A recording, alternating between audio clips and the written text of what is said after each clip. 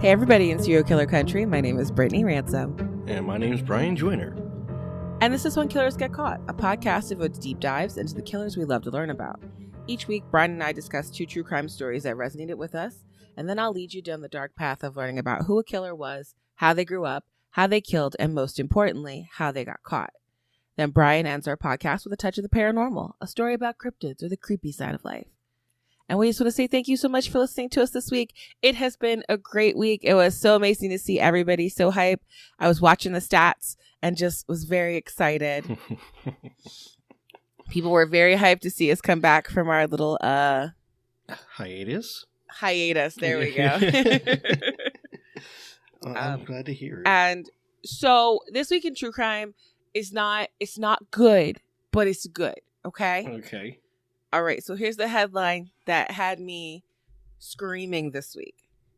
R. Kelly has been found guilty of sexually abusing and urinating on a 14-year-old girl in an infamous tape. He also has been found guilty this week of other instances of child sexual assault and child pornography. And the reason why this was so poignant for me, right, is because I was like a teen girl when that tape came out. And everybody justified watching it. And everybody just, oh no, she looks grown, blah, blah, blah. But like, finally. Now, because the reason why he's in prison now is because of the adult women who he pretty much like kidnapped. Right. And forced to do whatever he wanted and live with him. And those girls were all, they all met him when they were underage and they were trying to be singers. Yeah, that was that cult mentality. It's from, right. Surviving R. Kelly, or what was that called? Yeah, Surviving R. Kelly was the movie, I think. Like a Lifetime type movie that came out. The docuseries, yeah. In Chicago, it's official. Now y'all can stop saying that these were adult women because he has now been proven that he has been messing with children. We already knew that because Aaliyah was 15 years old when they got married, quotation marks, you know. But I'm like, here we go. It was more than just Aaliyah. It was more than just that 14-year-old girl. This was something that him and his roadies and his buddies have been doing for years, which makes sense because sexual predators who go after children don't stop. No. If they don't have a reason to. It's a compulsion, okay? This is who he is. Your fave's going to jail for the rest of his life. He's never coming out. Yay. And that's that. It's done. It was in my spirit. I was like, when I saw that earlier this week, I was just so excited. I was just like, finally. Now we have, alongside all of the people's testimony and alongside what a lot of people have been saying for many, many years. Yes. It's good. We have the court also on our side. It's good. I'm glad to see it. I'm happy to see it and hear it. Now, apparently the jury also acquitted Kelly's former business manager, Darrell McDavid, of conspiring to obstruct justice. So I'm not exactly excited about that. But because the people in his circle knew. I'm willing, honestly, I get kind of creeped out when I see like people like looking at his ex-wife and like her thirst traps on like TikTok. Because I'm like, she had to have known. This was too much in his regular life. Oh, yeah. A lot of people had to have known this was going on. Right. And so I'm wondering if we're going to get more information about that, if he's going to try and make some deals, rat some people out. Because, you know. I'm fighting for my life. Yep. You know, drain the swamp. I want to know what people in hip hop and R&B knew what you were doing and who joined in. Yeah. 3 of the 6 counts he was convicted for last week carry a minimum of 10 years in prison. So we're talking about at least another 30 years added to his sentence. I mean, and then like they found that there were images from these like sex type party things on the road. And some of the people who were there were underage. So this was them making and sharing child images. U.S. Attorney John R. Losh Jr. Said that prosecutors respect the jury's decision to find Kelly's co-defendants not guilty on several counts, but emphasized that he is finally still being held accountable for sexually abusing young girls. The issue was, he said that certain aspects of the charges in the trial made it difficult to obtain evidence, convictions for all the charged people, but it's clear that justice has been served by the guilty verdicts returned today. This is just, it's a reckoning. It's mwah. Finally. So, oh goodness. Now we can actually positively say, if you support R. Kelly, you are supporting somebody who is making music about actually harming children. And I don't think you could call yourself an ally to children if you still listen to that music. Because as far as I'm concerned, I don't want to hear somebody thinking about bumping and grinding with children. Not a whole creepy. Thing. Everything's ruined. It's all ruined. Yes, that's how I feel. It's completely ruined. Oh goodness. Oh, but I'm good. That was my. Like I said, it's bad, but it's good. Yeah, it's great. It's fantastic. But yeah, it's so bad. But yeah.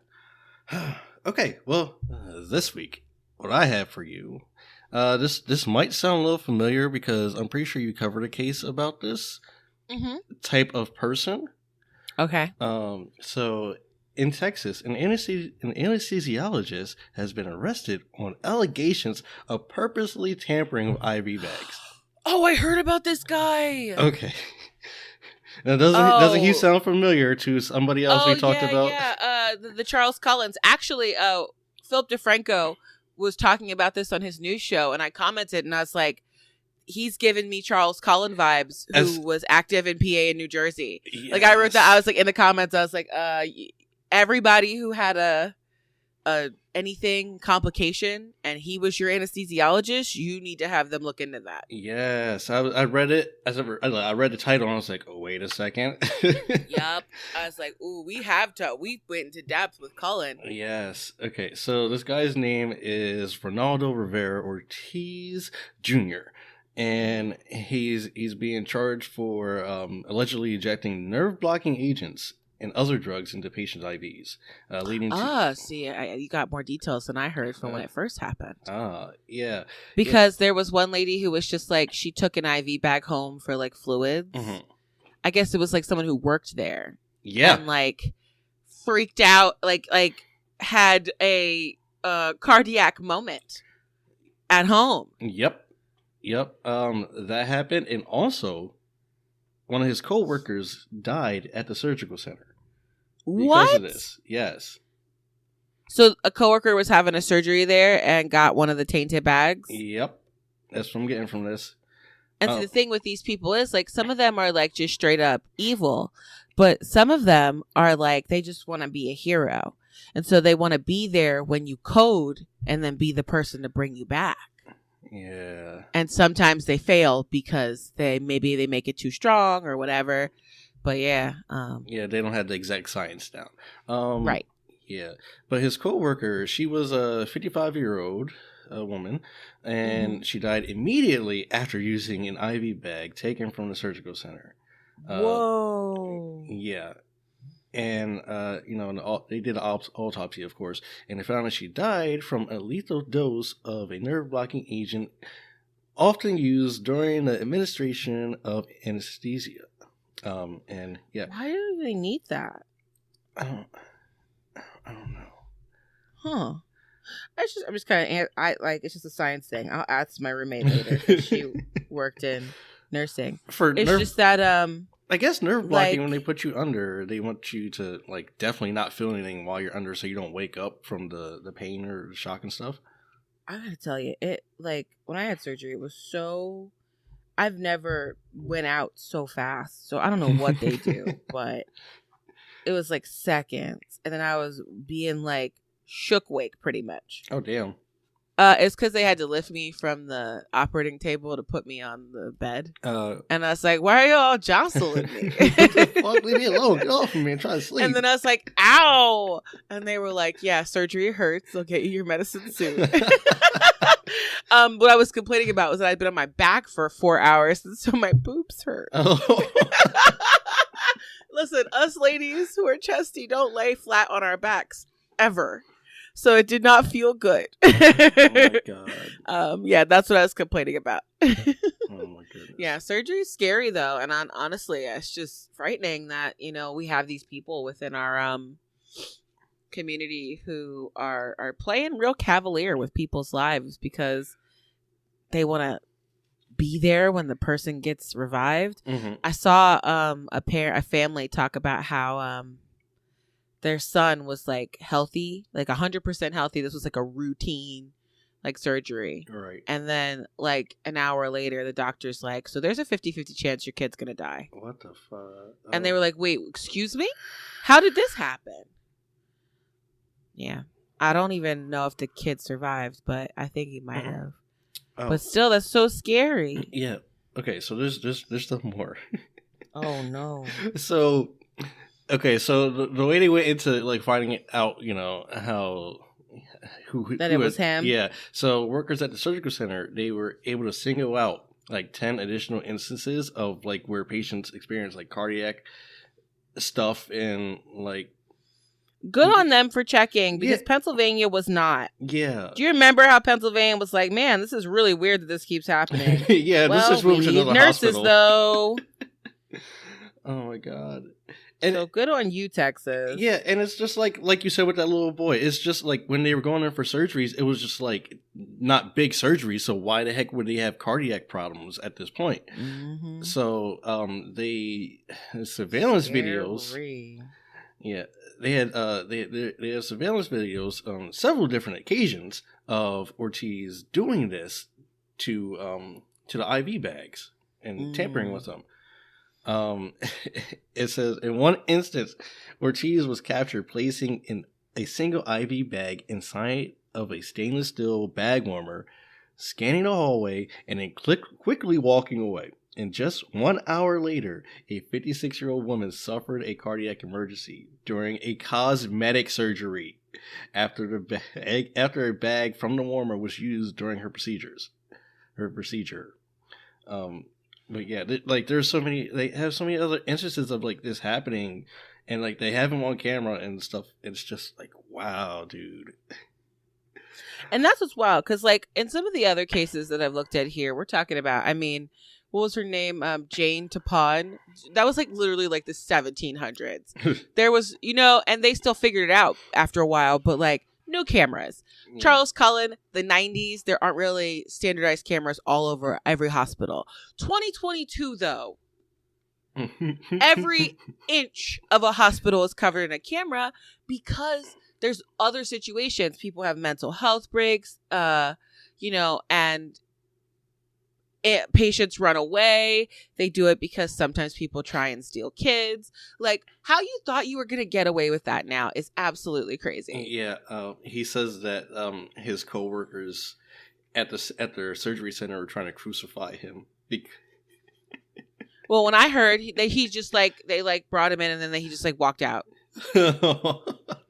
So have they properly detained him now? He's okay, the first couple days they didn't detain him. They were like, just don't do anything crazy. I know he's being charged. If they're convicting him, he says he faces a maximum sentence of life in prison, of course.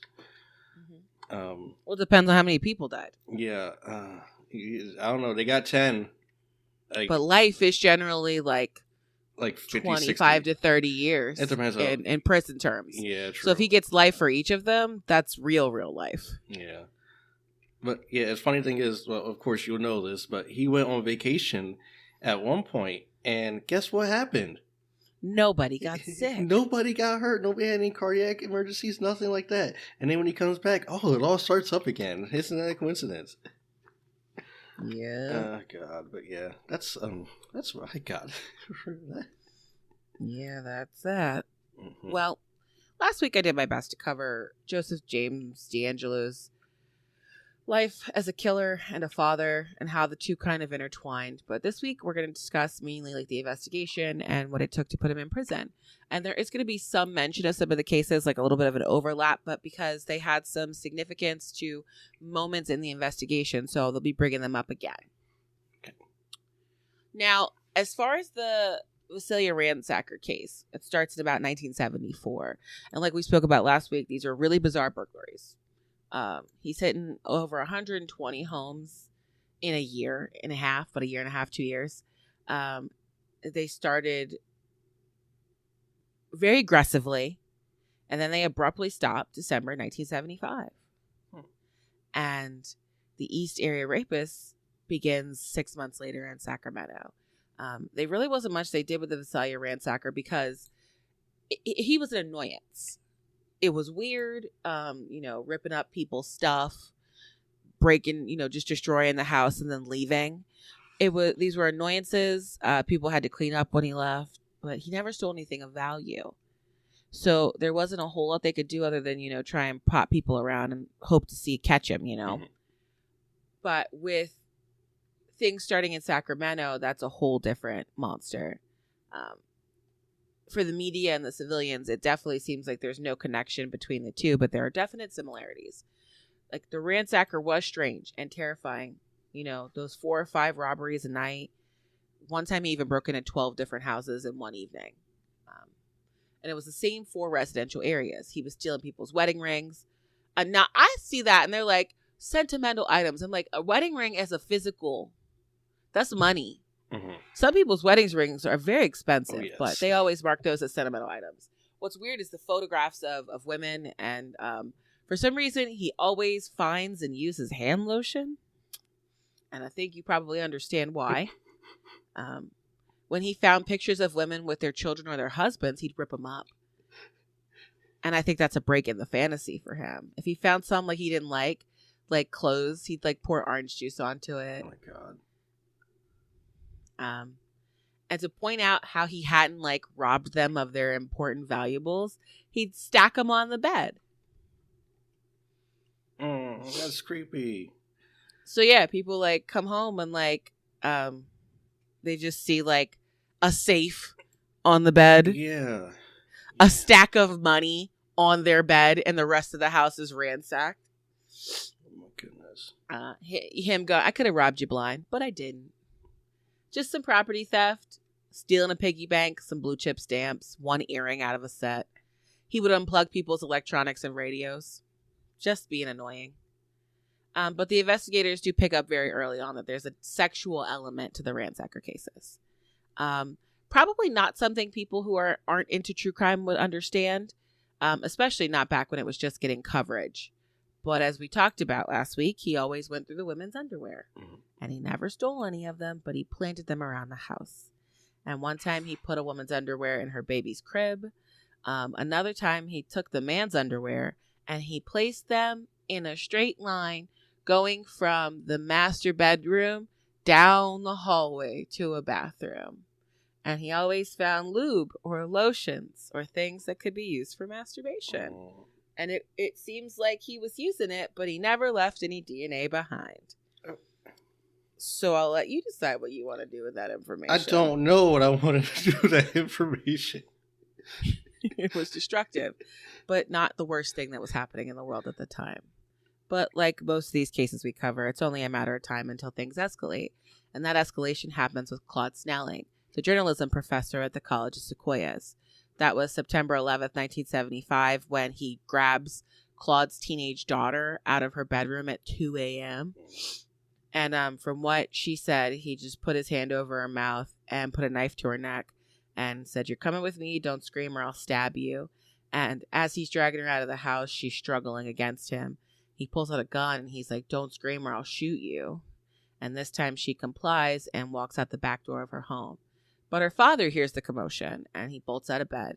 He runs onto the porch and he's just like, "What are you doing? Where are you taking my daughter?" And Joseph shoots Claude. The first bullet hits him square in the chest and it spins him around. And the second bullet hits his left side, going through his arm into his heart and both of his lungs. His wife is able to help him stumble into the house as she calls 911, but within minutes he is dead. Joseph, in his great moment of smartness, tosses the teen girl to the ground, kicks her in the face 3 times, and then runs off. She describes him to the police as a white man, 5'10", angry eyes. The handgun he uses in this situation is a Moroku 38 that had been stolen from a ransacked property that was hit 10 days earlier. And when the police pull all the calls around the house, Claude Snelling had reported a man looking into the windows of his house a man looking at his daughter before the attack. And that night, Claude had chased the man away from his house, but in the darkness.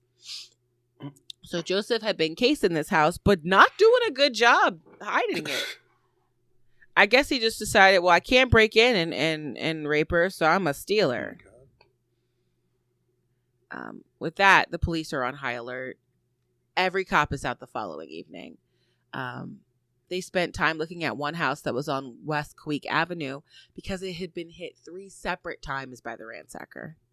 On December 10th, Detective Bill McGowan was at this house when the ransacker shows up again to do a 4th hit.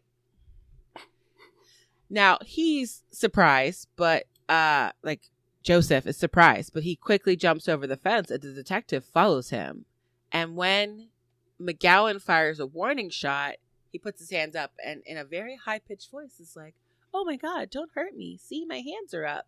But the problem was one hand was up, and it was the dark. And with his other hand, he pulls his gun out, and he shoots at the detective. He doesn't actually hit the detective. He hits the detective's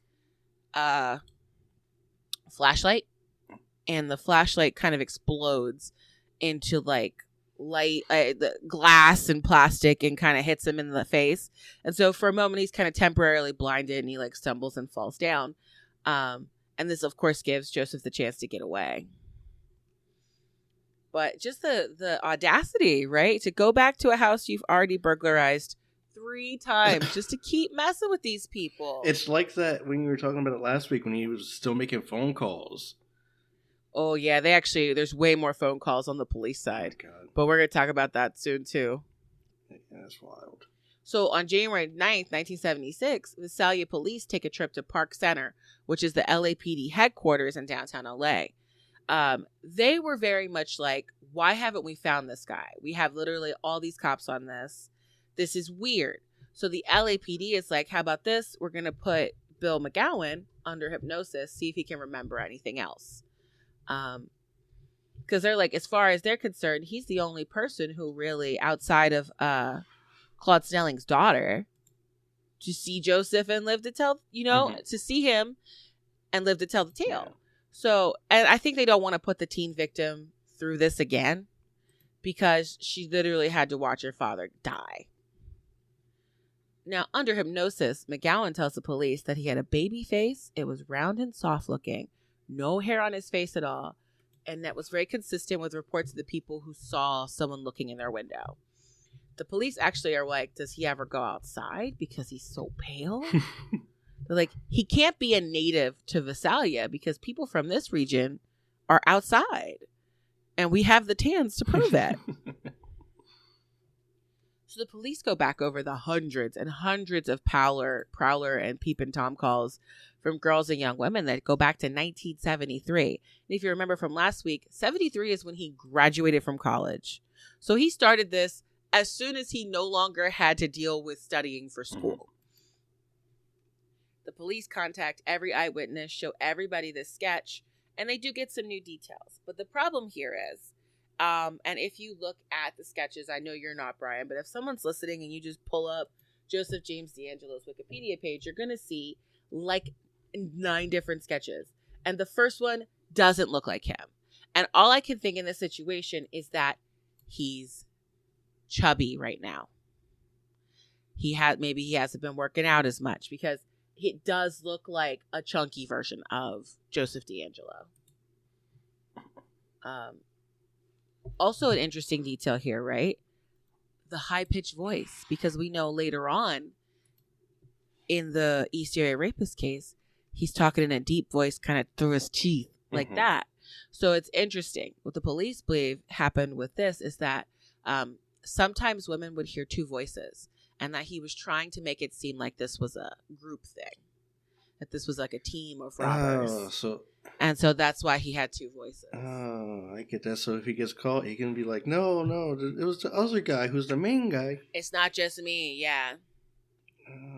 He's planning everything. Now, as Sacramento begins dealing with the East Area Rapists, Visalia PD do send information to them about the fact that their attacks kind of seem similar. the trashing the house, the stealing worthless trinkets and personal jewelry that can't be sold, and that similar tools are being used. But of course, because burglarizing and raping are two very different crimes that generally have different pathologies, it's overlooked at this time in history. Sacramento's like, there's just too many differences. We're getting shoe impressions here. Your guy never left any evidence. We're getting evidence. He's making mistakes. But like, I think this situation with that composite sketch, that the ransacker picture is him at a higher weight, and the sketches that come out of the East Area Rapist, he looks slender. I think that was also a big detail. And I'm like, that throws me for a loop, because generally attackers will like change their hair color. Maybe they wear glasses. Maybe they wear a hat. You can get away with it if you just lose weight. Of course, if you're very thin already, I suppose you have to add weight. I guess, or grow a beard or something. Well, so 1978 in July, Visalia PD tell the press that they believe that the East Area Rapist and the Visalia ransacker are the same guy, and the Sacramento sheriffs are pissed off. They released their own statement saying that they are disappointed in the newspaper and the other police department, and saying that the other police department is just desperate. Even now, there's still disagreements on whether they were the same people. A man by the name of Ken Clark, Sacramento's lead investigator in the more recent cases, believed they were the same, and so do the FBI. But the lead investigator in Contra Costa County did not. Now, these attacks as the East Area Rapist begin on June 18th, 1976. It's Friday night in Rancho Cordova at 4 a.m. His victim's 23 years old, and she just moved back into her dad's house on 2600 block of Paseo Drive. They've been receiving strange calls for weeks, and she definitely felt really uncomfortable, and she wanted to believe they were a prank like the police said. Mm-hmm. But on the night of the attack, her dad was out of town, and she was all alone. She woke up at 4 a.m. and her light was on, and a man was sitting in the doorway with a ski mask on, tapping the door frame with a knife. He had no pants on. No. She told the police later he had a very slim, athletic build. He yanked her bedding off of her and was like, if you make a move or sound, I'll stick this knife into you.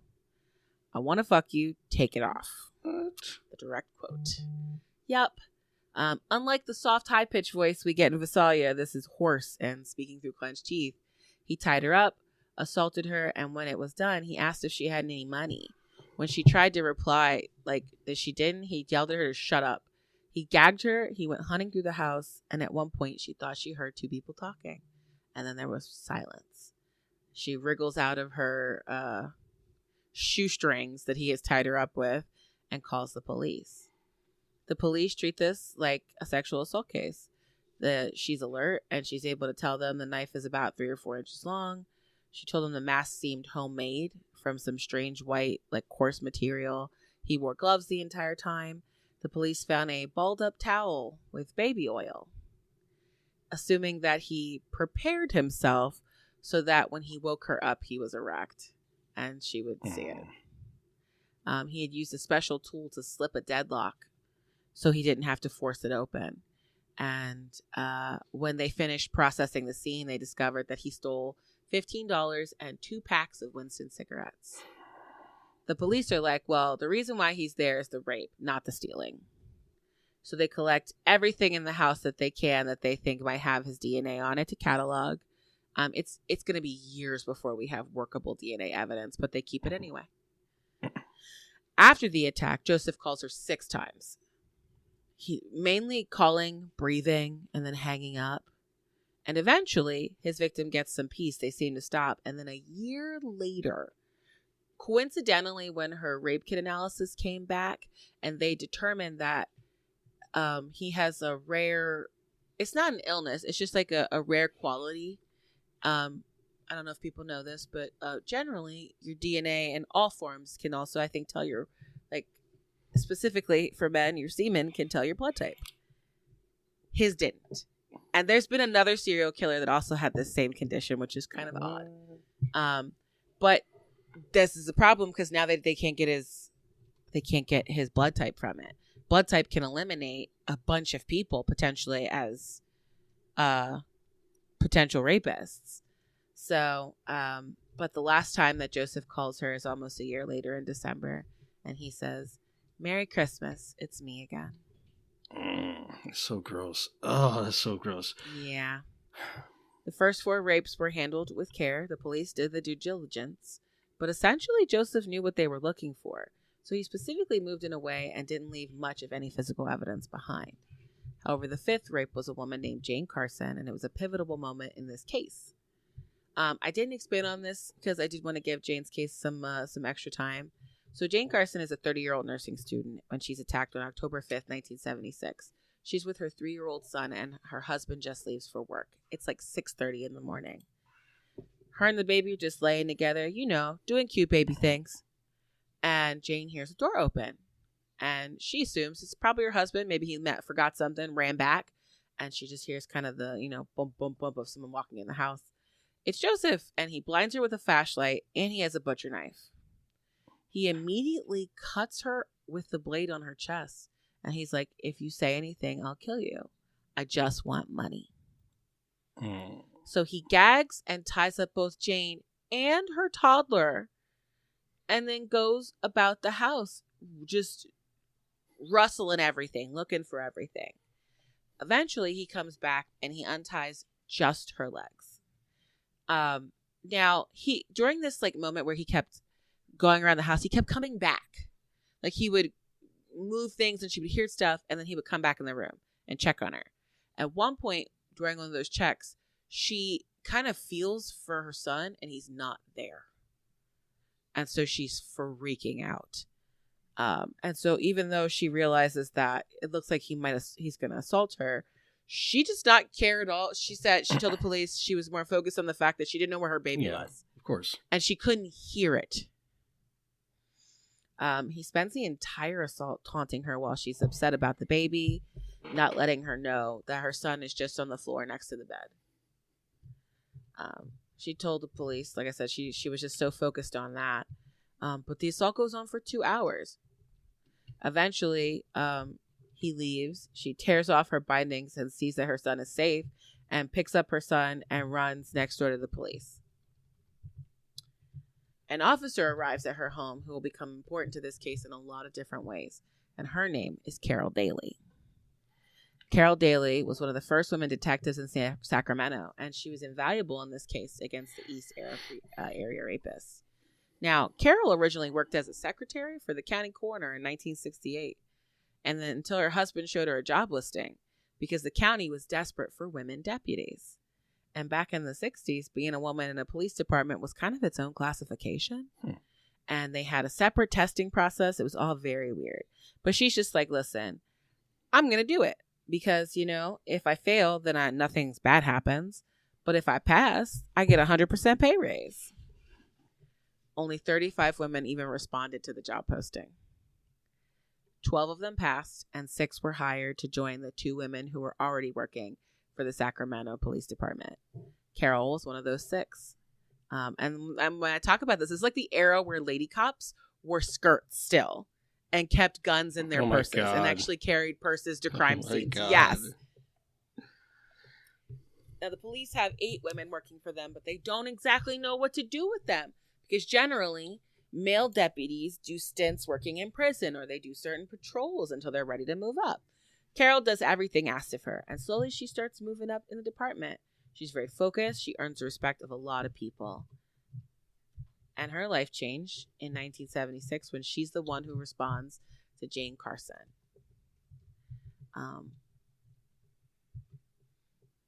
The police realize that they have a serial predator. And by the 7th and 8th rape, they realize they need to make a task force. And they're like, well, Carol has to be a part of this task force. She's the only woman, but so far, Carol's talked to all of the rape victims. And they're comfortable talking to her. She was a natural at interviewing people, putting them at ease. And it becomes a thing where whenever a new call comes in, the patrolling deputies who respond to the rape call Carol. She comes to the scene, and she takes the women to the hospital herself for their exam. She interviews them during the long periods of time waiting in the hospital. And this might seem callous to some people, but getting those details when they're fresh in the person's mind is vital. And ultimately, Carol will interview 36 of the East Area Rapist victims that happen in her jurisdiction. The others happen outside of the Sacramento County. There was a situation when there was a woman who kept kind of going back and forth between crying and laughing until Carol came in the room. And then she was like, let's talk. They knew that she would be there to, she was there to listen. And these interviews are really difficult because some of these women have husbands. And so now you have to ask really delicate questions like, when's the last time you had sex with your husband?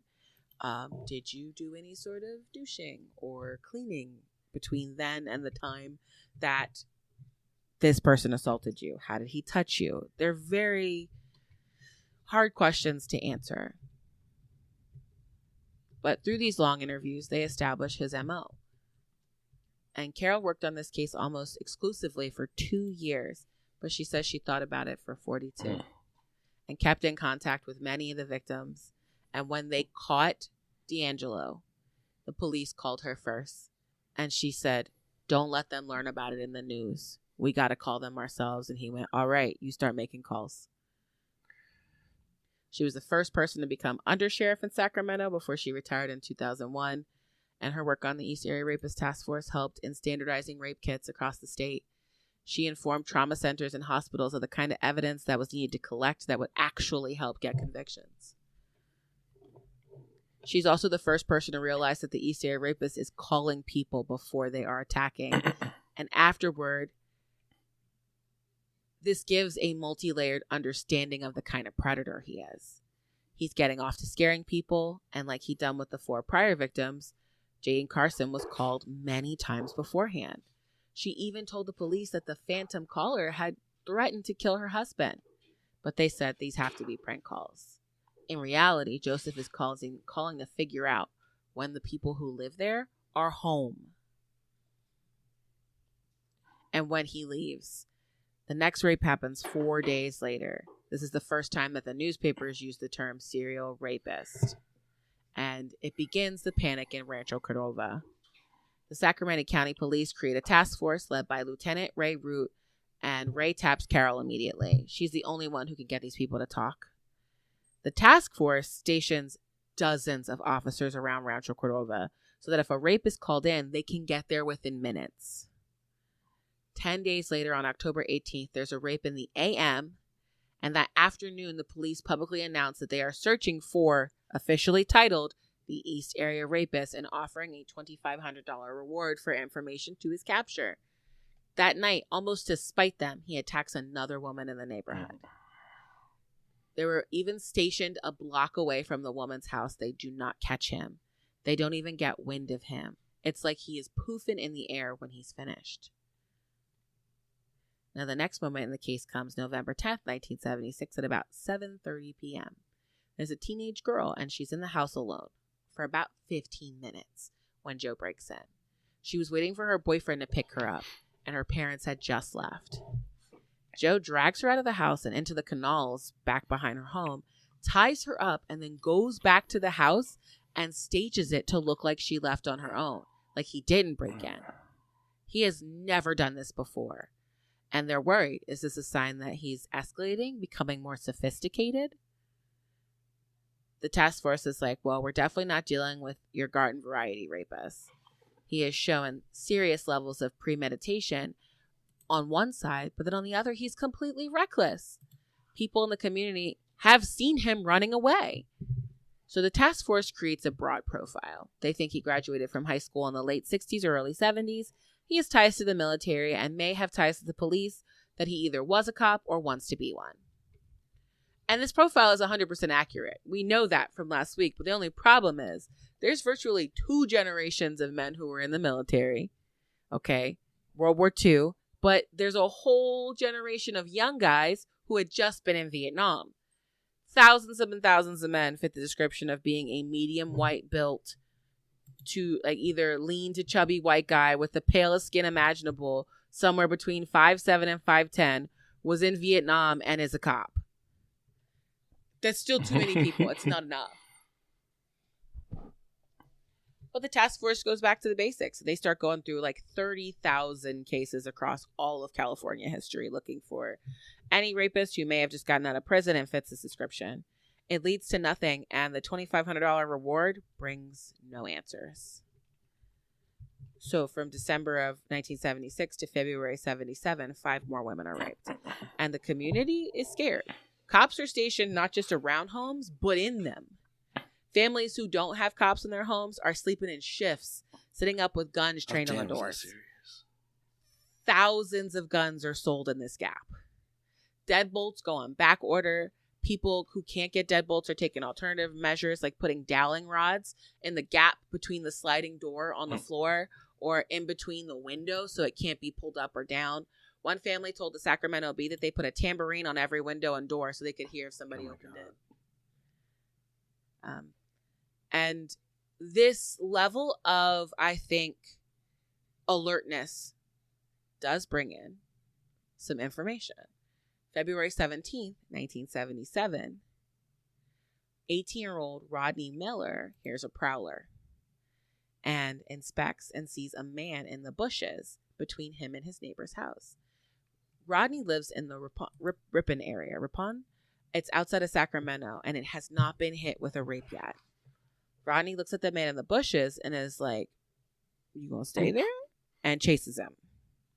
This man runs top speed across the street, but stops in his neighbor's front yard and waits to see if Rodney's going to chase him again. The teenager just bolts after him and manages to grab Joseph's leg as he's going over a fence and makes him fall down. As Rodney begins to climb the fence, Joe pulls his gun and shoots Rodney in the stomach. And of course, Rodney falls back onto his neighbor's lawn. The neighbors hear the gunshot and they call the police. He gets away. But Rodney has a very clear picture. He was leaning over that fence, staring right at the guy. So he gets information to the police as soon as he can. Obviously, they had to deal with the whole gut shot first. But this is the best police sketch we have of him. And honestly, when I looked at his picture, like his little police picture, you know, after you get accepted into the academy, or like into the department, they take a cute little picture of you. It looks just like that, just slightly off. And one of my favorite things about Rodney, outside of him just being a badass for an 18-year-old, is that his family still owns that house. And he is just as proud of himself now as he is back then. And he literally was just like, you know what? No rapes happened here, so I guess I did good, huh? Yes. And he's right. It spooked Joe enough that he leaves Ripon alone.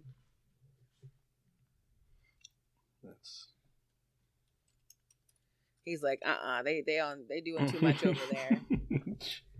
I'm definitely going to die over there. Oh. But the task force now has concrete proof of how he's staking out homes, because that bush that Rodney saw him in looked like it was almost hollowed out. Like he had to have been there for days, just watching, waiting, and just. That police sketch gets released on March 18th. Joseph repeatedly calls the house of a young girl in Arcade Arden, pretending to be a roofer and asking to talk to her parents. And finally, the girl gets annoyed, and she's just like, "They're not coming back until next week. Leave me alone," and hangs up on him. That afternoon, Joseph makes his first call to the Sacramento Sheriff's Department, the first of many calls. He just says, "I'm the East Area rapist," and cackles and hangs up. He calls 2 more times that day, very quickly in the same half hour, and it's just like, "I'm the East Area rapist. I have my next victim already stalked, and you guys can't catch me." From April of 77 to November, he attacks 12 more women. His total is now 28. And the task force is doing all they can, but they don't have the most money to try and track these guys' movements. Joe's calls to the police are so frequent now. He's calling future victims, but there's just not enough police to get stationed in every house and these, 10 neighborhoods. And of course, some of them have to be false flags or people pretending to be him, but they can't get to everybody who's getting these hang-up calls to see if he's already been to the house and might plan an attack, because they believe sometimes he goes in and he fixes things to help him get back in later. So he breaks in first, and then Stuck. Okay. Mm-hmm. And then he leaves it so he can get it even easier later. Gross. Sacramento County community members are like, y'all aren't doing enough. And they hold a series of meetings to discuss what to do. The solution at one of those early meetings is now there are 100 men from the county who are driving around every night looking for him, on top of the police. There's another meeting that happens at a local school, and Detective Carol Daly is there, giving self-defense tips to women and girls who could be potential victims. At that meeting, a man comes forward and calls other men cowards for letting another man get away with raping your wife next to you. That man eventually becomes a victim. Joseph will break into that man's house, tie him up, and rape his wife next to him. This Detective Carol alerts her peers that the rapist is part of this community. He's attending these meetings to learn what we're doing to try to combat him. Which makes sense because these meetings are where those guys are saying like, hey, we're going to do this thing and these people are going to go to this area. They're planning the ways they drive around every night. And so, of course, he knows how to avoid them. Late autumn, he starts calling the police precinct and he taunts Carol. On December 2nd, he calls and says, you're never going to catch me, you dumb fuckers. I'm the East Area rapist. I'm going to fuck again tonight. Be careful. And his next attack happens a few hours later. Also in December, that horrible poem we read last week comes out. Yeah, we don't need to. He calls the woman and says, Merry Christmas, it's me again. He even calls the task force phone line, and he's just like, you know what? I'll help you out. I'm gonna attack somebody on Watt Avenue tonight. And the gall of this guy, it isn't a wild goose chase. He actually shows up on Watt Avenue to try and break in while the police are there. But they end up chasing him away from the area. The police give the first woman a tape recorder, and they're like, listen, be ready. He might call. We can get his voice. We can put it out on the paper, on TV. January 2nd, he calls her again. They get their first taped call and release it to the media. The call is him saying over and over again that he's going to kill her, and he calls her a whore and a bitch multiple times. 4 days later, he calls the police again, but not to the tip line. This time, he calls the contact counseling services. He sounds like he's struggling with something, and he tells the person on the phone, I have a problem. I need help. I don't want to do this anymore. Now, the counselor, of course, heard the voice of the East Area rapist, and so she thinks that's the guy. So she kind of, on the low tip, alerts the police, and they're like, we're coming. They have a couple minute conversation, and as people are arriving and trying to listen in, Joseph says, I believe you're tracking this call, and he hangs up. He goes back to taunting the police and past and future victims. On February 2nd, 1978, he kills again. These are the Maggiores, the couple that were just out walking their dog. And Brian Maggiore, who was in the military, kind of catches him skulking around and chases him.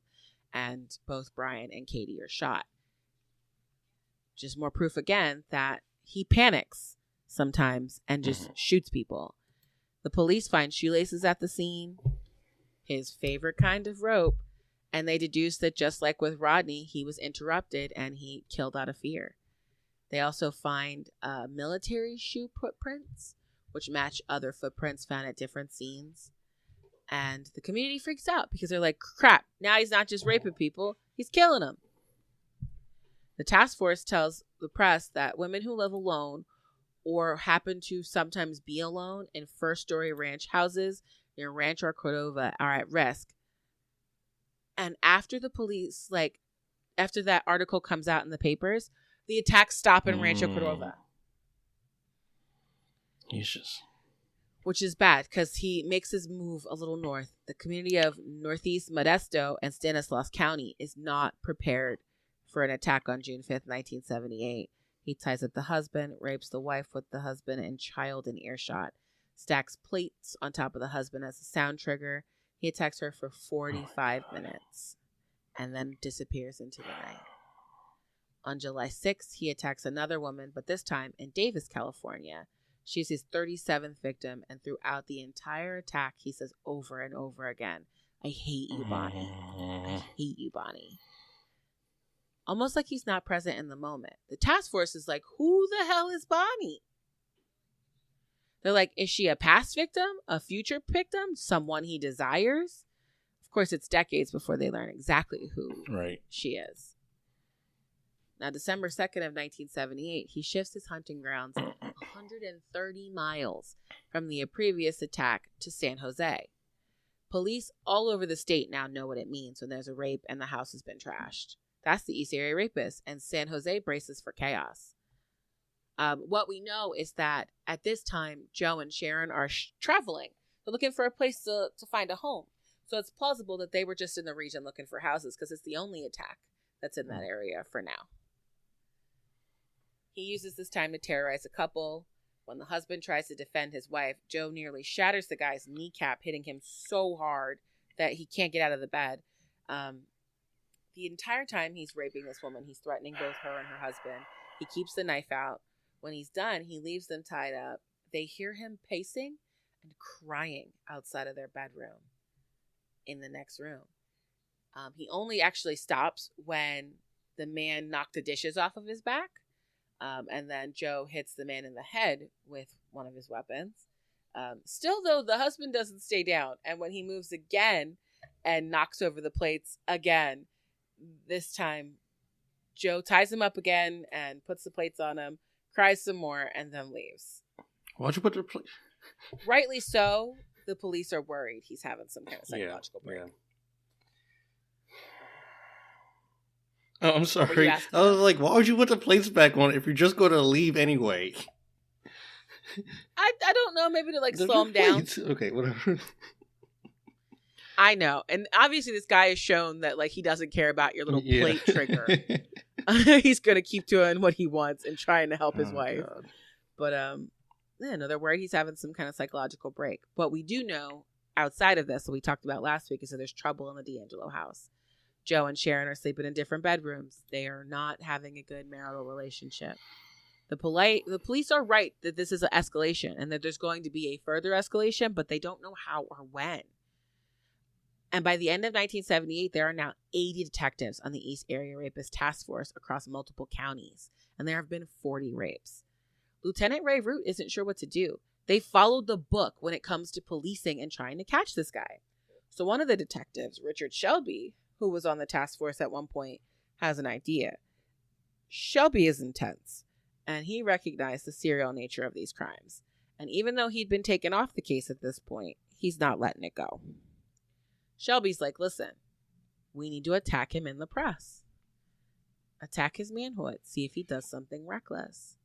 So the task force releases information about the East Area Rapist, specifically that he has a small, deformed penis, and they brand him as a coward in the news. Detective Shelby gets quoted in the press talking about this, and shortly after, Shelby's young son would come to detective's bedroom, telling him that a man was looking through his windows. The young boy is so scared that he refused to sleep in his room alone until he was 13. Joseph just wanting to let Detective Shelby know, I know where you live, and I could hurt you if I wanted to. Detective Shelby doesn't want to tell his wife, Anne, that they were visited by the East Area Rapist. Now, we move into 1979. It brings 6 more rapes in Sacramento, Alameda, and Contra Costa County, and then it goes silent for 4 months. The police force and the task force wonder, did he die? Is he been arrested? In prison? Moved to another city? Now, what you and I know, and everyone who listened last week, is that this is when he gets caught stealing from that hardware store and kind of lays low while they're dealing with that. Now, one of the most interesting details about this is that he wasn't going to lose his job over the stealing. He lost his job because his boss gave him 6 months of probation and he lost his cool. And he gets into this massive fight in October of 1979. And he tells his chief, Nick Willick, he threatens to kill him. And his boss is just like, you know what? I've had it with you. You're done. Joe is devastated. He's humiliated. He's embarrassed. And within weeks, Chief Willick wakes up and his daughter's in bed with him in the morning. And he's like, well, what happened? And she's like, there was a man in my window last night. He was flashing a light, so I came in here. Just Joe again, trying to threaten people in his real life who he feels are giving him problems, which is a weird thing to do when nobody knows it's you. They don't know that this is the reason why. God. But after that explosion with his boss, 4 more rapes happen. His youngest victim yet, she's 13. His last soul rape is October 1st, 1979. It is brutal. It's in Goleta, California. The task force isn't aware of what's about to come on the horizon. He is now solidly in the South, and he's about to escalate to murder every time, which starts with Dr. John Offerman and his partner, Dr. Deborah Manning.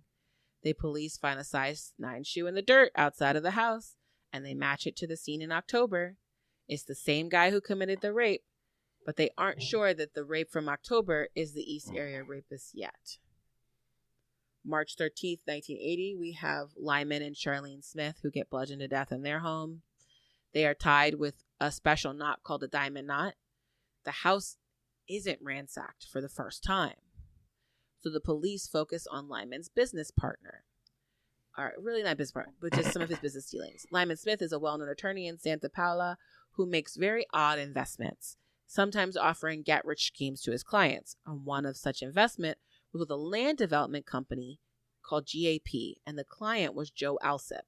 Police find Alsip's fingerprints on a glass inside the Smith home, and they dig deeper and find that Alsip had lost a lot of money in investing in the land company, while Lyman's returns were just fine.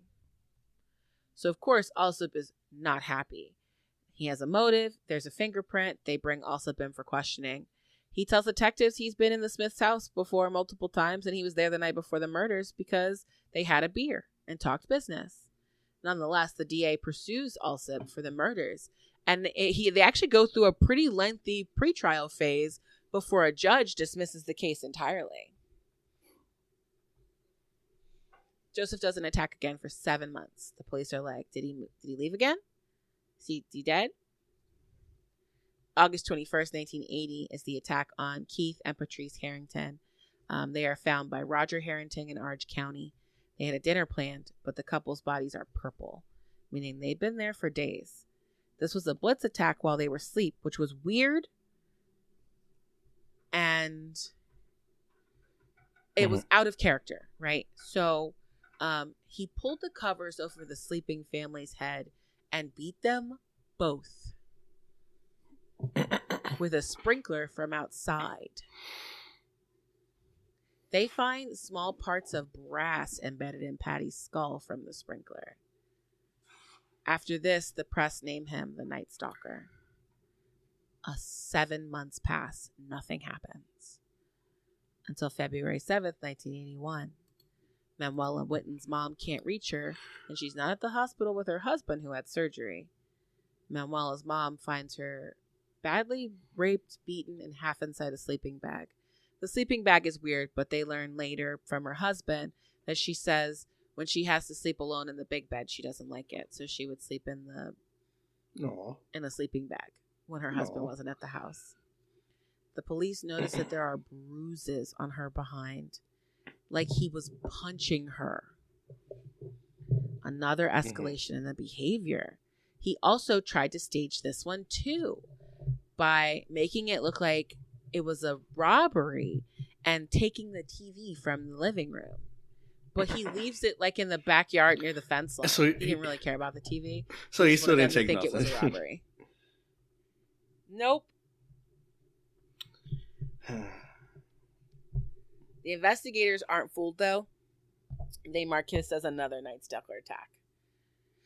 6 months later, there's another one in Goleta, California. The real estate agents show up to do an appraisal of a property and discover the bodies of Sherry Domingo and Gregory Sanchez. The overkill here is dramatic. There's blood nearly on every surface of the room. Sherry was hit dozens of times. Police wonder if Gregory tried to fight back because he has a bullet wound in his face that goes through his cheek. Maybe he would have tried to, like, linebacker, just slam into him. And that's, and like he did, he panic shot and it went through his cheek, but didn't actually kill him. They also notice that he's not leaving the bindings behind anymore, but they continue they find fibers in Sherry's wrists and ankles. He's trying to hide his tracks now, which is a shift in the case. Now things stop. And we know that that's because Joseph's working random jobs. They have their daughter, Misha. Like so many cases we've covered on this podcast, when the murders stop completely and the rapes stop, the money stops too for the task force. Detective Carol goes back to doing her good work for Sacramento, focusing on rape kit standardization and teaching hospitals what to do. But all the task force members, they can't keep all 80 of these people on. And a lot of them fade back into their regular jobs. But for Carol, she can't stop talking to the victims. And I already mentioned Richard Shelby is obsessed with this case. He stays obsessed for decades. For the community east of Sacramento, it has been 7 years since an attack. And in Southern California, it is now 5 in May of 1986. People start to breathe a sigh of relief. And then the police find the bloody, bruised body of Janelle Cruz in her Irvine home.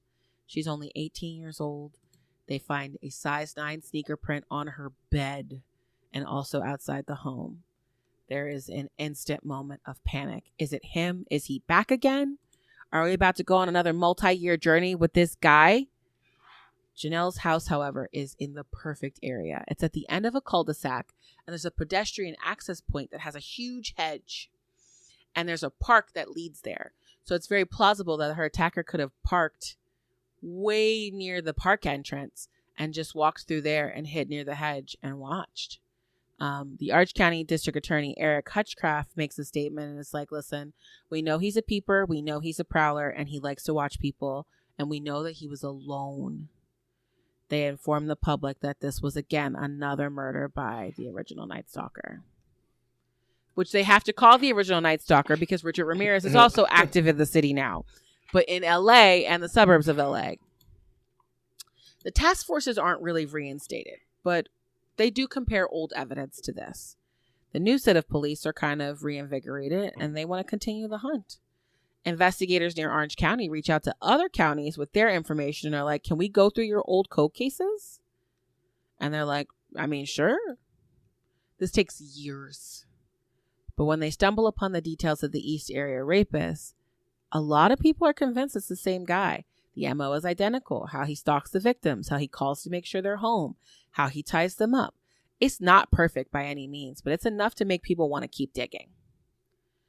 When DNA finally becomes more standardized in the late 90s, investigators in Orange County take samples from Manuela Witten, the Harringtons, and Janelle Cruz and test them against each other.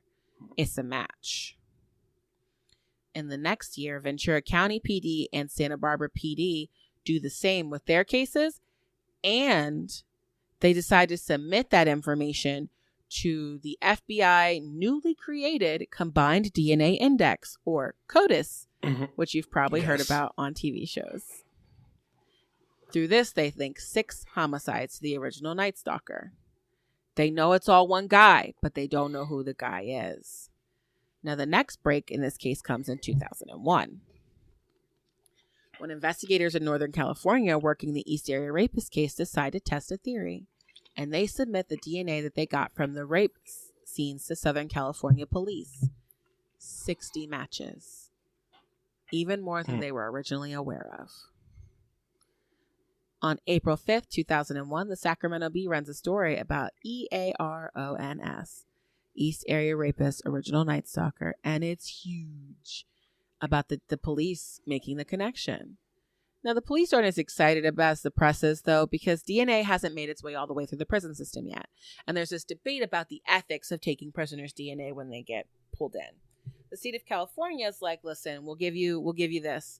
We'll submit people on death row's DNA, but we're not going to submit every single person who comes through, local and state prison system. Orange County Sheriff investigator Larry Poole gets quoted in the paper saying, "We think he's probably in prison somewhere, but who knows? He could be getting out tomorrow, next week, next year." Mm-hmm. They're very bitter. The following day, Joseph calls a previous victim and says, "Remember when we played?" It's his final call, but now the police know for sure he's not in prison, so they know they have to keep looking. We insert crime writer Michelle McNamara. Now, she launched a true crime website called True Crime Diary in 2006, detailing a long-standing fascination with true crime because she was near a case when she was a child. She built a career for herself, and in 2013, she starts writing articles for different LA magazines. Between 2006 and 2013, Michelle has been interviewing people, victims from the East Area Rapist, Original Night Stalker. She is making connections in the police departments. In the article, she details information the public never knew about, conversations with the police, letting the public know that they're still investigating. She learns things that they hadn't released as evidence. And in the article, she calls him the Golden State Killer, saying that they need one name, specifically something more memorable. The entire world is now invested in this case after Michelle releases this massive article. Paul Holes, the investigator for Contra Costa, said that Michelle was very persistent, but it seemed like she was trustworthy and she was genuine. And so they shared very sensitive information with her about the Golden State Killer. A few months later, she signs a book deal with HarperCollins to write a book based on her research. Her book, I'll Be Gone in the Dark, One Woman's Obsessive Search for the Golden State Killer, was 2/3 of the way done when she died on April 21st, 2016. She died from a drug overdose.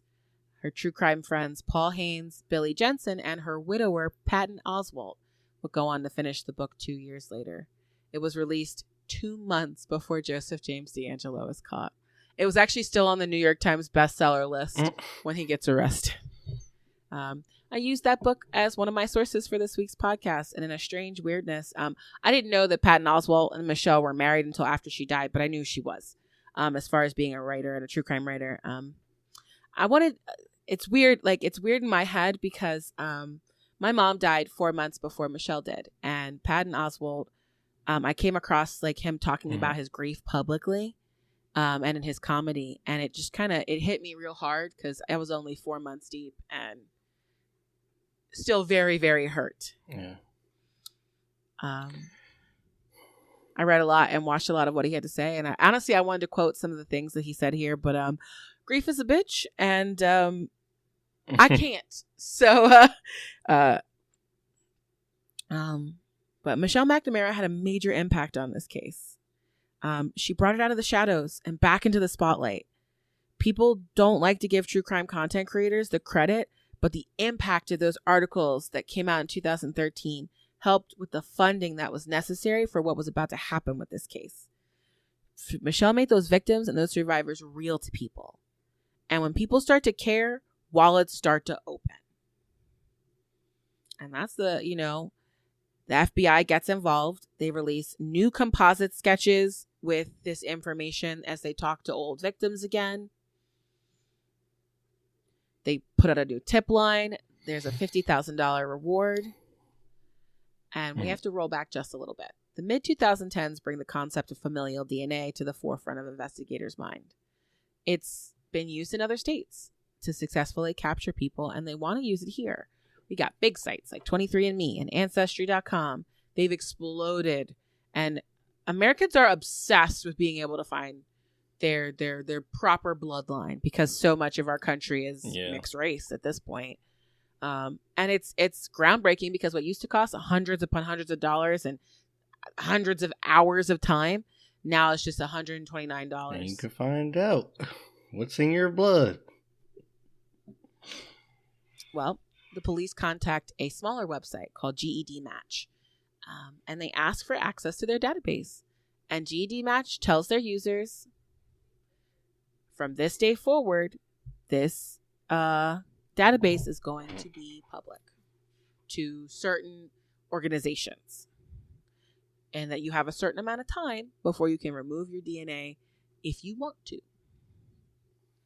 The police used one of, as they called it, the abandoned DNA samples from one of the rape murders, and the website gives them roughly 10 to 20 people, all connected through a set of great-great-great-grandparents, like back to like the 1700s. And those match the 10 murders in California. So the DA's office is like, do it again. They get the same results.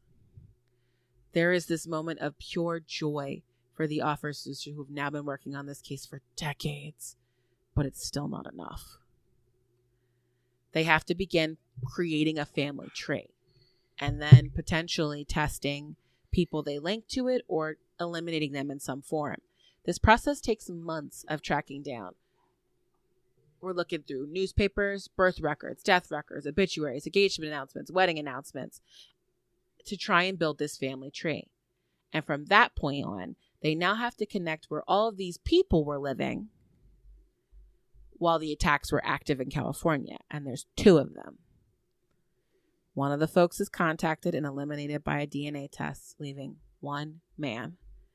Joseph James Deangelo, now 17 years old. 72 years old. Why I say 17? 72! The police begin stalking Joe's house. And also him. They just start following him. And when he's inside of a Hobby Lobby, they take a DNA swab of his door handle. And they also take some of the trash from outside of his house. At this point, Sharon is no longer living there. The people living at the house are Joseph, his eldest daughter, Misha, and her daughter, who was 19.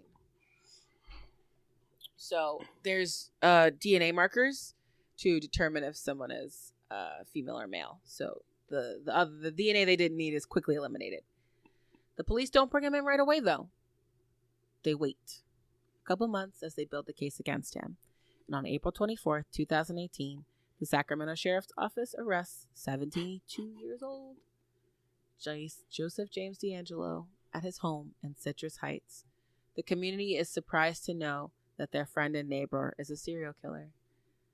There was one guy, it was really funny. He was just like, I just learned about this case and was looking into it, and the guy lived 5 blocks away from me. They charge him with 8 counts of first-degree murder with special circumstances. And then 3 weeks later, on May 10th, the Santa Barbara County District Attorney's Office charges him with an additional 4 counts of first-degree murder. They cannot charge him with any of the rapes or burglaries because the statute of limitations expired before California determined that there would be no statute of limitations on rape. That happened in 2016. So because these cases it ended literally decades before that was passed in the state, they cannot add them. Joseph's lawyer immediately tries to get the DNA situation with GED match thrown out. They're like, listen, this company didn't disclose that private consumer data would be used in an investigation, except they totally did. And so they're like, nothing's getting thrown out. Bring your boy on in. We need to talk to him. Joseph's interrogation is weird. He acts confused. He keeps bringing up somebody named Jerry, saying things like, I didn't have the strength to push him out. He made me. He went with me. It was like in my head. I mean, he's a part of me. I didn't want to do those things. I pushed Jerry out and had a happy life. But I did all those things. I destroyed their lives. So now I've got to pay the price. The police aren't buying this, though. And Bonnie clicks for them when they find his wedding announcement. The Bonnie that he talked about at the 37th rape. And then they talk to Jim Huddle, his brother-in-law. And Jim Huddle tells the police that Joe talked to him about how Bonnie was his one true love. That's before he married his sister, Sharon. So, Deangelo gets arraigned, Sacramento, August 23rd, 2018. And in the April 10th, 2019 court proceeding, prosecutors announced they intend to seek the death penalty. Judge rules that cameras will be allowed inside the courtroom during the trials. On March 4th, 2020, Deangelo offers to plead guilty if the death penalty is taken off the table. The DA balks. Absolutely not. No way. But the prior November, prosecutors from different counties, 6 of them to be exact, sat down and went, this is going to cost the taxpayers $20 million and probably last 10 years. So 4 months later, on June 29th, the prosecutors amend their original statement, and they say that they will allow Deangelo to plead guilty to 13 counts of first-degree murder under special circumstances, including murder committed during burglaries and rapes, as well as 13 counts of kidnapping in exchange for removing the death penalty. August 21st, 2020, 44 years after he raped his first known victim, he will be sentenced for his crimes. Because it is the middle of COVID. Isn't that wild? This only happened 2 years ago. Oh my God. It still throws me for a loop that it took so long, but like I remember watching it. But so what San Francisco does is they're like, listen, it's not Sacramento, they're like, people deserve, like the people who are affected by this and the community affected by this deserve to be allowed to see this sentencing. And because of the 6 feet requirements in that were public at the time, they actually hold this sentencing hearing at a makeshift courtroom at Sacramento University, and they also utilize a nearby ballroom for the overflow gallery. Joseph shows up for his sentencing in a wheelchair, looking frail and pathetic. But the prosecution was ready for that, and in fact had given the judge videos of Mr. Deangelo in his cell prior to his sentencing. In those videos, he is not a frail little man.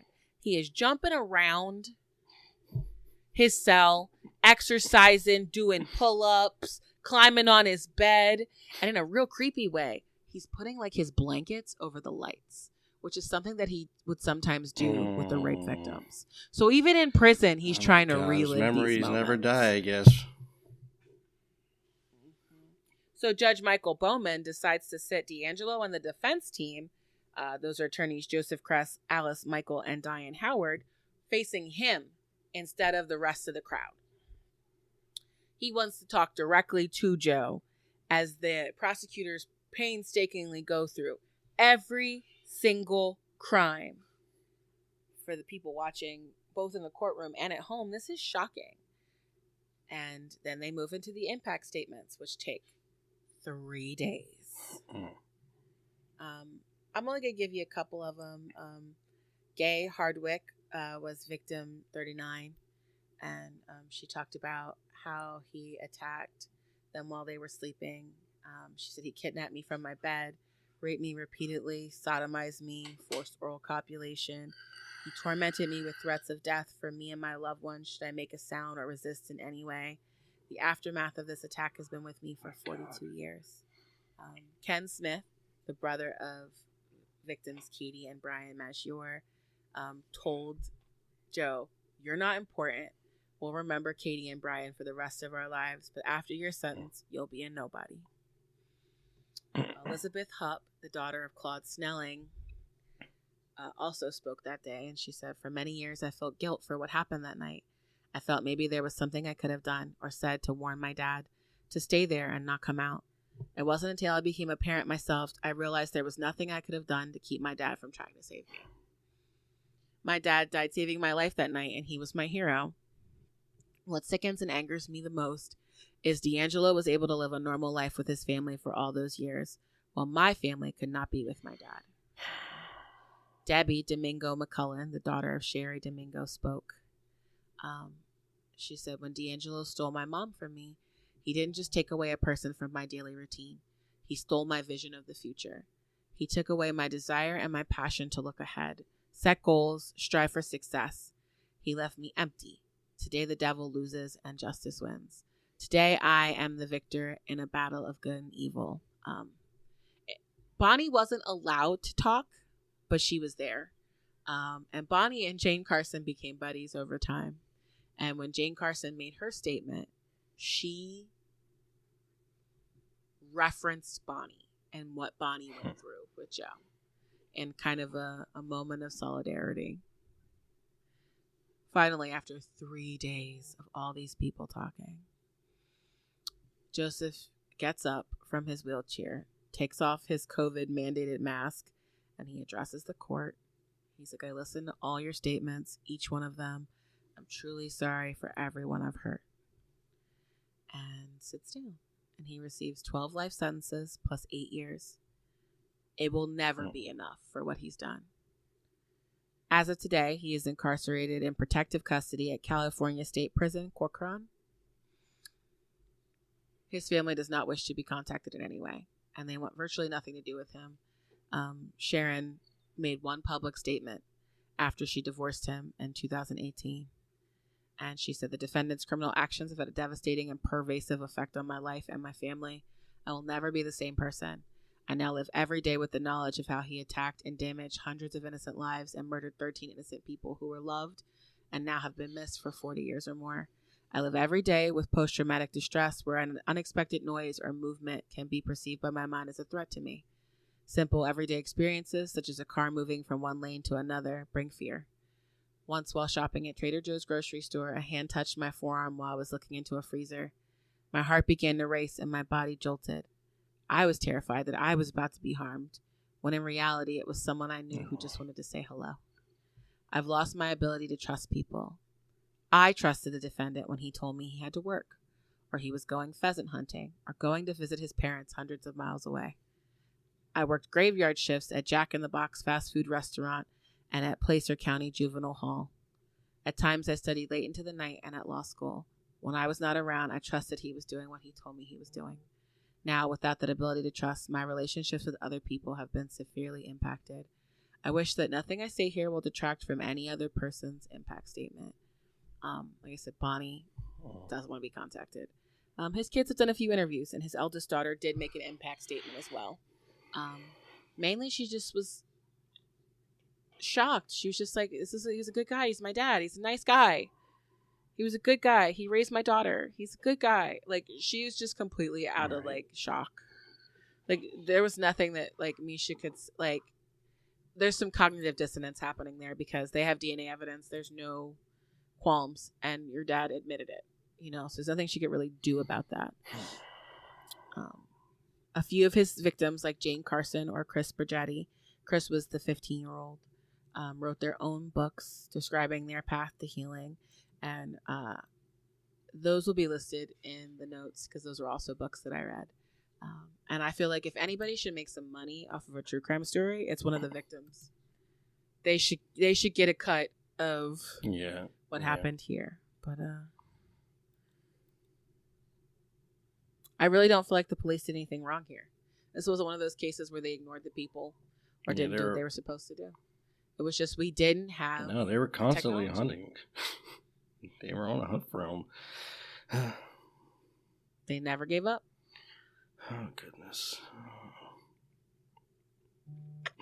But, yeah, that's the conclusion. Oh, and he just looks so smug if you look at his face. You just want to punch him. His smug face. Yeah, he has a punchable face. Absolutely. A truly punchable face. But yeah, you know, a lot of the, like, I put in most of our, on the website, which is, I still, on the website, I put all the sources. You know, you want to support these people who are still being impacted because it only happened 2 years ago that they only caught him. You know, buy those people's books. Yeah, help them a couple out. dollars.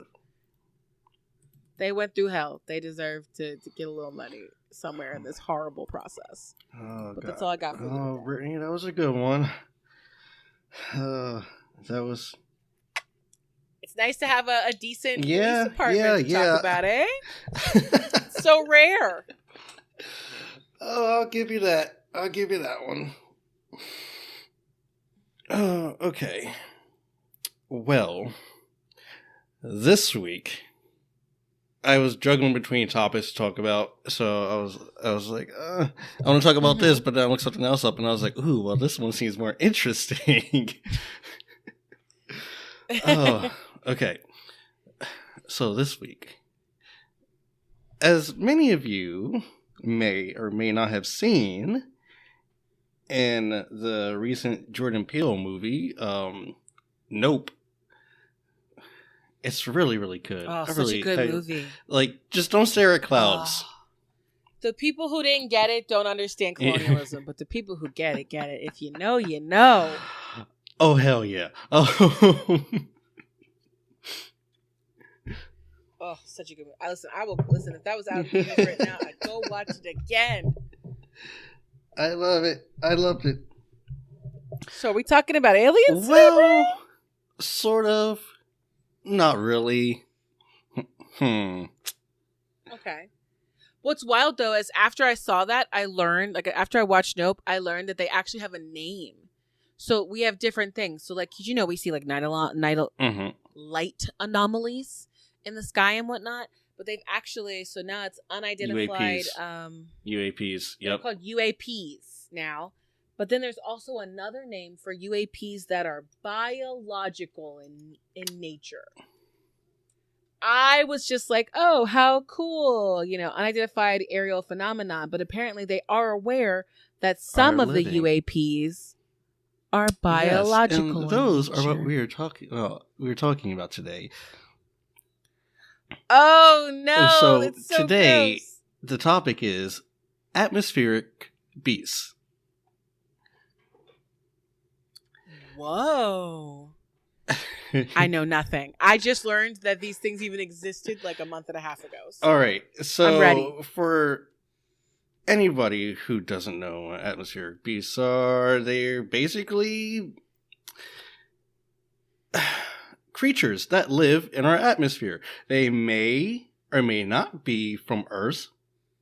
Some speculate they are like Earth's animals slash things, and some, you know, think that they're just aliens that are visiting, or they got trapped here in our atmosphere and they live there now. So there are many sightings of these types of creatures. I am adding 2 pictures into the chat right now. Nice. And I'm going. I want to see one. If it looks like the ones I have other pictures of those too. Okay. Okay, yeah. See, so I've been watching a lot of Fright Club, which if folks don't know, it's a show that they created during quarantine with Jack Osborne, because he does ghost stuff, and the Ghost Brothers, who are these 3 black guys who also hunt ghosts, and they all sit and they look at clips and stuff. And so I feel like about half of their content is alien related, and they're very into it. And so like they've posted all sorts, they should get all sorts of weird stuff. And it's weird. It's scary looking. So a lot. None of them look like little so saucers. There are some that actually. So with the thing with atmospheric beasts is there are like a couple different variations of these. You have the pictures I just sent you. They are called sky serpents. Mm-hmm. And there are other ones that are called like atmospheric jellyfish. Yeah. I've seen those. And looking at that, like when I saw a picture of that, I was like, you know what that looks like? Okay, so I'm going off topic right now. I don't care. So there's a Pokemon, right? It's one of the newer ones, and it's called like an Ultra Beast. Okay, and it looks just like an atmospheric jellyfish because it comes. You know what? That's not that weird though, Brian, because a lot of Pokemon are based off of real animals and real creatures. Some of them are based off of lore and mythology, like the lady with the head, the head on the back of her head. That's the thing. Yeah, so I mean, the Pokemon have been getting inspiration from the weird and wild of life for a while. Don't ask me where Machamp came from. The little guy The people really looking are. Pokemon are the weirdest ones, but the ones based off of society are super interesting. So the fact that they this quickly, I feel like this name Atmospheric Beast can't have existed for very long, and they already made a Pokemon based off of it. Is kind of hilarious. But yeah, so yeah, that's what those are the two types I'm going to talk about. I'm going to add another one in as well because some people think that this is also an atmospheric beast, which is actually it's not an atmospheric beast. It's actually just a trick of the camera, and I'll tell you about that one. No, not ball lightning. But yeah, and like atmospheric jellyfish are just like flying jellyfish, and I think that's like the type of creature like Jordan Peele put in his movie. It's honestly, yeah, it does look like that. Spoilers. Sorry, I know. Yeah, if you need to see it by now, then I don't care. Sorry, spoilers. Well, we're just telling you that the monster looks kind of like what Brian's talking about. We won't tell you any of the other cool parts. Cool. There's so many. It's real cool. References. Okay. Anyway. Incredible. So, atmospheric jellyfish are actually also a type of UFO as well, or it's I guess you could say UAP now. Yeah, you call them UAPs now. Yep. But yeah, they're definitely UAPs, and they could be a UFO because they are sometimes mistaken for UFOs because of the shape of their bodies. Yeah. Right. It's cylindrical in nature. This has been cited by hundreds of different people from all across the world. You get meteorology. God, I cannot say that word. Meteorological scientists. And like you got military people seeing it, especially like people in the Navy when they're out. Well, yeah, I mean the feds release details of things. But yeah, let's see. So this is like the sightings have been going on since like the mid 20th century, and they've been, like I said, cited like hundreds of times. I guess this is it is a newer UFO UAP sighting thing. I'm gonna keep saying UFO because it's UFO. we grew up on UFOs, okay. And it's a new one that is starting to be like researched and stuff like that, and a lot more people are talking about it now. And there are a ton of different sightings of this flying jellyfish. Like there's a Norwegian sighting, and it was sighted in Norway by Per Arn. I'm sorry. All right, anyway, Per Arn, right? And the leading scientists theorize that it may have been caused by light from the aurora being bounced off of a space satellite, but there's no picture of it. But I see all these other pictures, and I'm just like, there's no way, because hold on, where's this one? I don't know if I could share it like that. There's one called a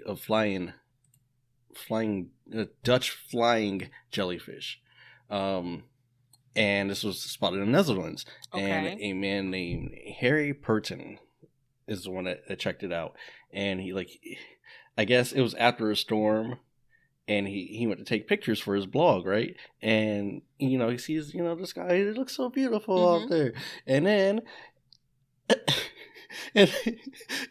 And then that's real? No. I saw this picture and I was sure it was one of the fake ones. Yeah, like it's shooting off into the sky. It looks like a freaking rocket.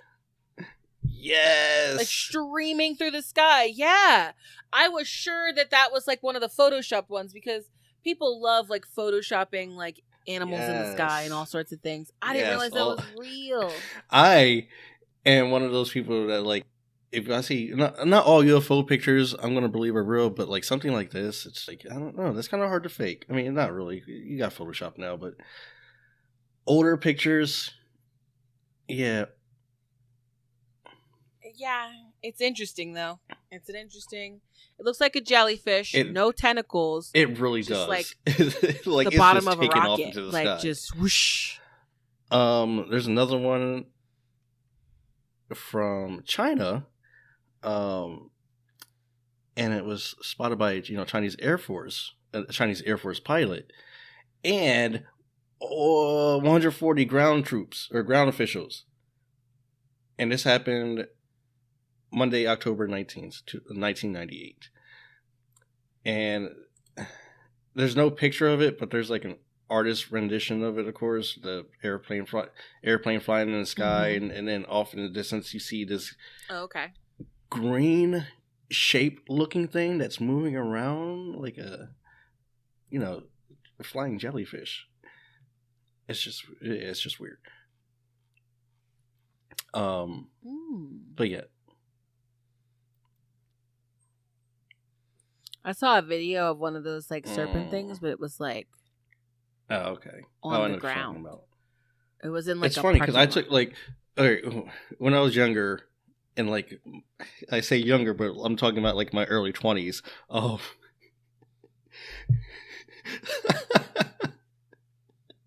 When I was, I like taking pictures of the sky and stuff, and I have this one picture. It's on my Facebook that I took a picture of the sky, and the way the clouds were it looked like waves in the sky.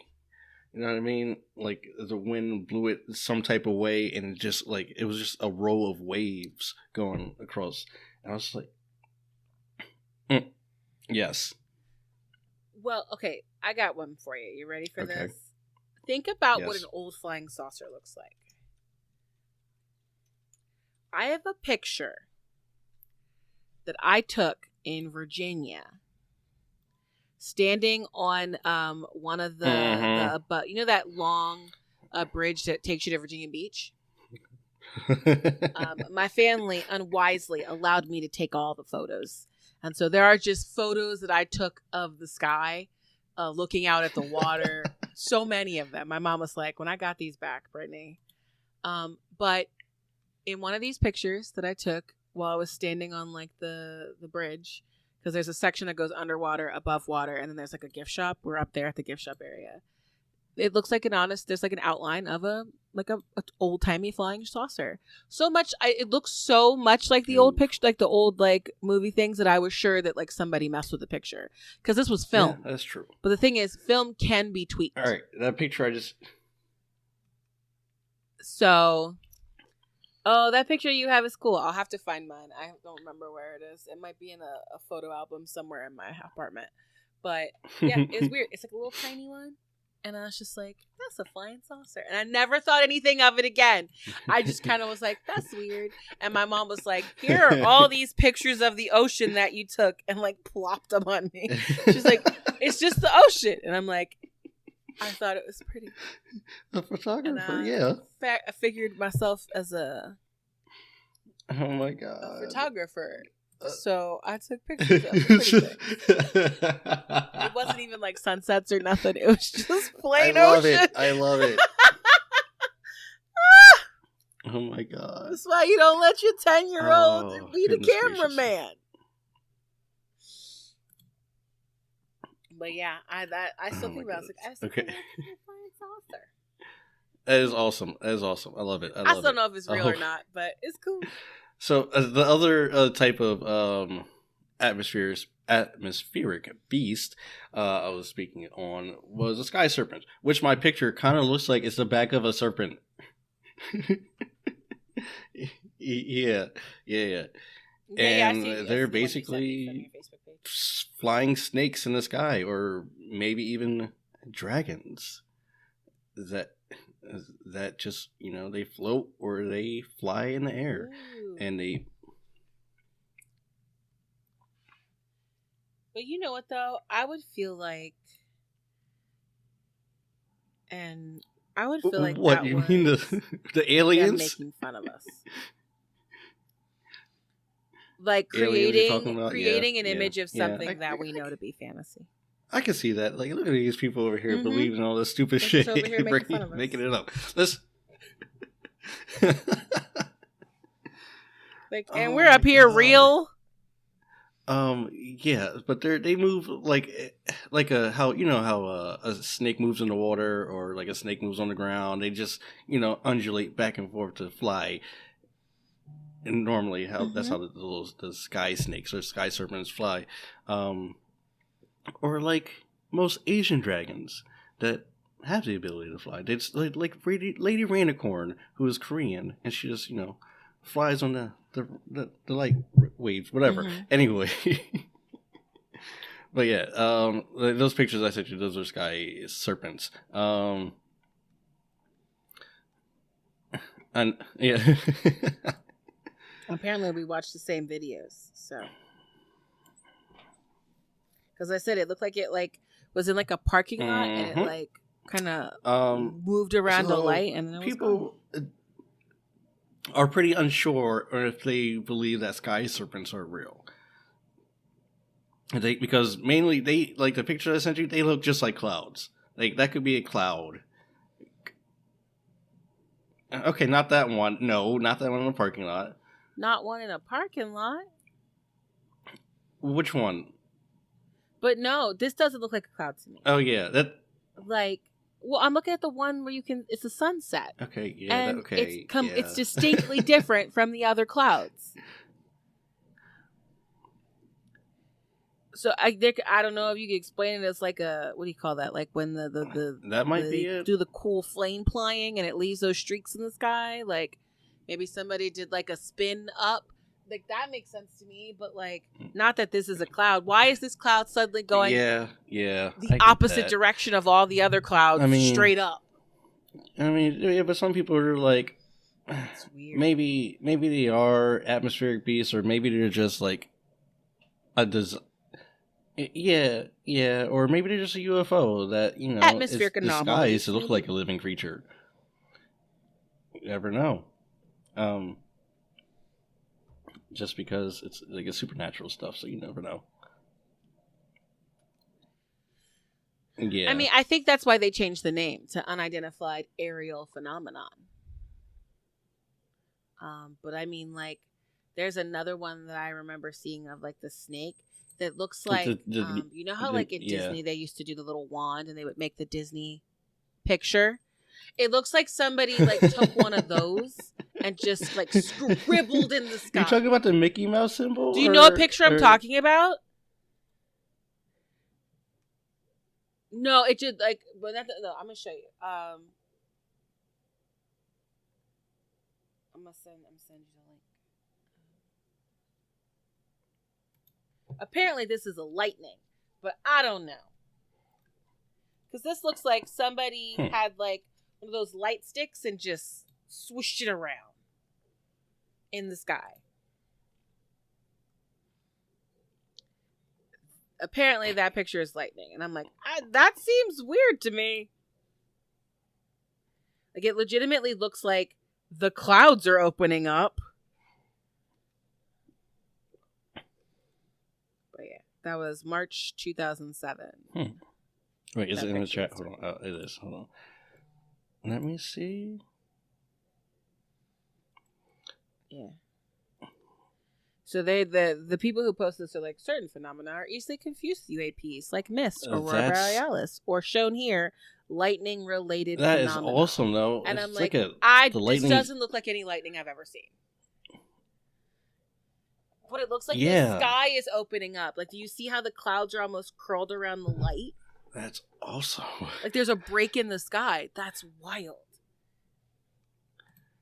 I want a better definition other than it's like when fire tornadoes started being a thing. I need more. And I was like, what? What? A tornado on fire? That's cool and also terrifying.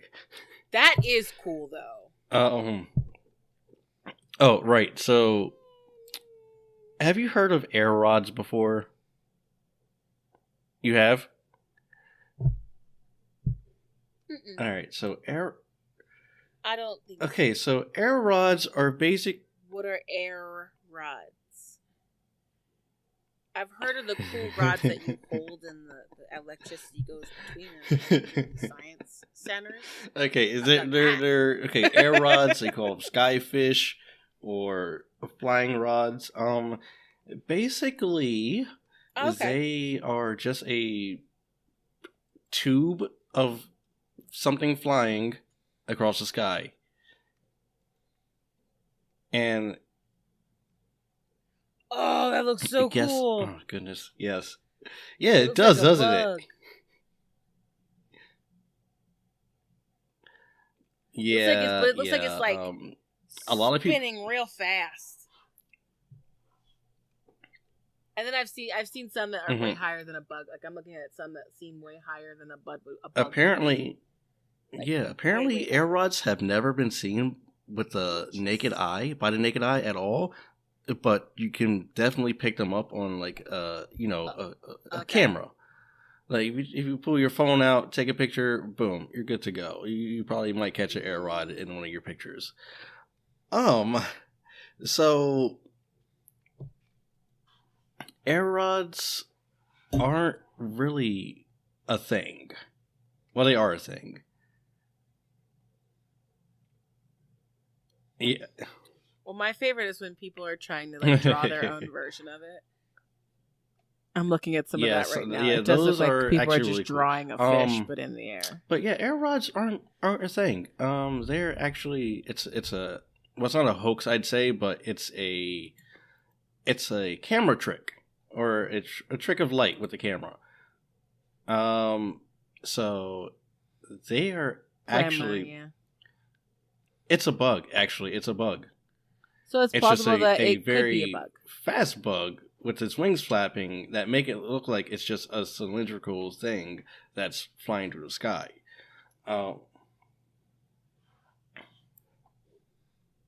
There's only one that I'm not sure about it being a bug because it looks so clear. All the rest of them look very blurry. Like it's moving too fast. Yeah, that's usually what they classify it as, because they're like it's just like a smudging, or like it's going too fast, so you can't really catch the wings. So it just looks like. Alright, hold on a sec. Just look at the top left. Top left. In the picture I sent you. I mean, okay, yeah, okay. That's the only one that's like, what is that? That feels like that could be something else. Yeah, absolutely. But I can totally get the one on the top right. That looks like a bug to me. Yeah. Yep, I think that's exactly like, have you tried to take a picture of a dragonfly with like a cell phone?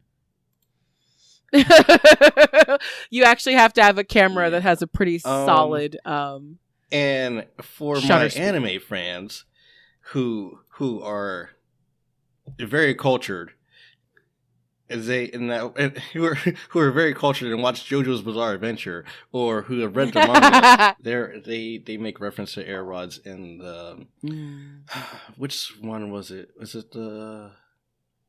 I think it's the part that's out right now. I think that's the part that's out right now. The air rods, okay. But the one with Jolene in the prison, escaping prison. That one, Stone Ocean. Sam knows that. Sam knows it. Oh. You're right. Sam would know. I immediately, my brain thought. I haven't watched the newer episodes, but yeah. And there you go.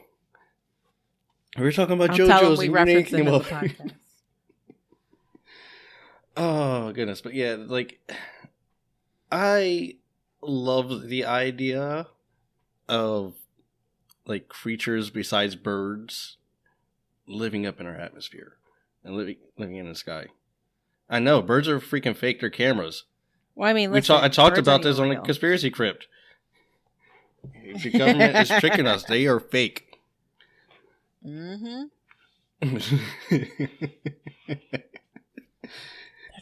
They are drones here to spy on us. If you've ever played Fallout 4, you know the birds aren't real.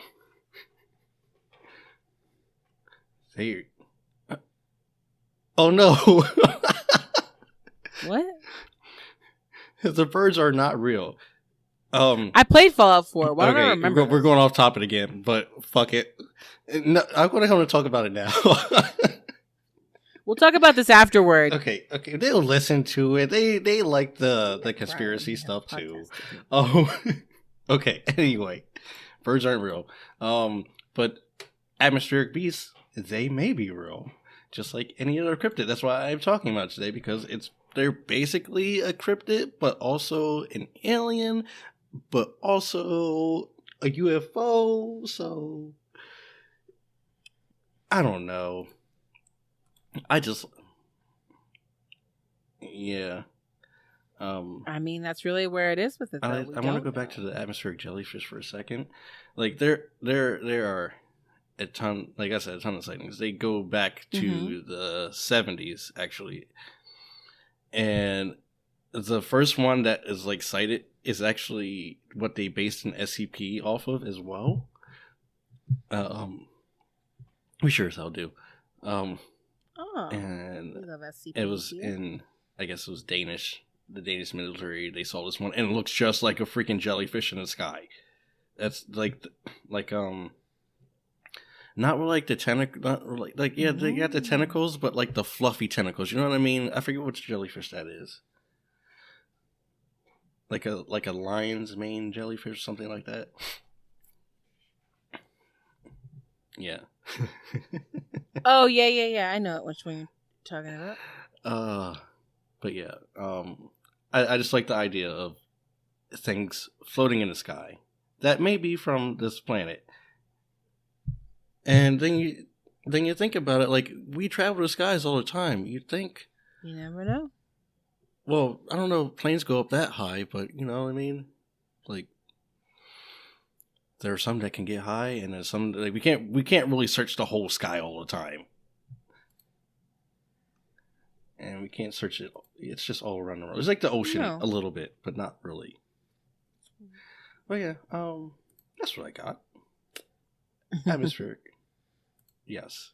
I saw it and I was like, this is going to be a good one. I like this. I like the idea of just giant jellyfish in the sky, because I love jellyfish that look like spaceships.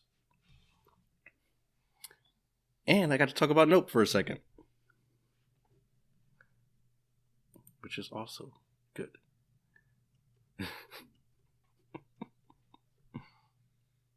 Well, thanks so much, everybody, for listening. I had fun? Question mark. Fun? I don't know if that's the right thing to say, but it does Absolutely. make me happy to. We love you all happy. Hearing that you. Well, I love hearing. And I say this on TikTok all the time, but I want to say this here too. There's some really amazing things that have happened to me since we started this process.